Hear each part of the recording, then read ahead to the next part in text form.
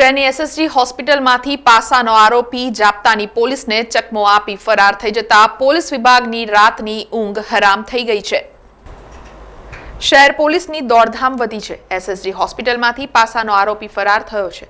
અમદાવાદનો 30 વર્ષીય કિરણ ઉર્ફે બાદશાહ પારિયાને પાસા હેઠળ વડોદરા સેન્ટ્રલ જેલમાં લાવવામાં આવ્યો હતો અને તેને જેલમાં શારીરિક તકલીફ થતી હોવાની ફરિયાદ કરતા જાપ્તા હેઠળ એસએસજીના વોર્ડ 13માં આઈસીયુના બેડ નંબર 16 પર દાખલ કરવામાં આવ્યો હતો। દરમિયાન ગત રાત્રિના જાપ્તાના પોલીસ કર્મચારીઓને ચકમો આપી ફરાર થઈ ગયો હતો, જેના પગલે પોલીસની દોડધામ શરૂ થઈ ગઈ છે। તો બીજી તરફ જાપ્તાના પોલીસ કર્મચારીઓ સામે સવાલો ઉઠ્યા છે। સૂત્રોમાંથી મળતી માહિતી મુજબ કિરણ હથકડી સાથે જ ભાગી ગયો છે।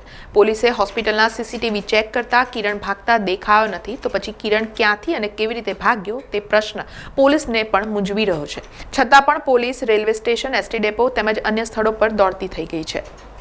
સમાચારોના સતત અપડેટ માટે TNN ન્યૂઝને YouTube પર સબસ્ક્રાઇબ કરી બેલ આઇકોન પ્રેસ કરો અને અમારી સાથે જોડાયેલા રહો Facebook, Instagram અને Twitter ઉપર।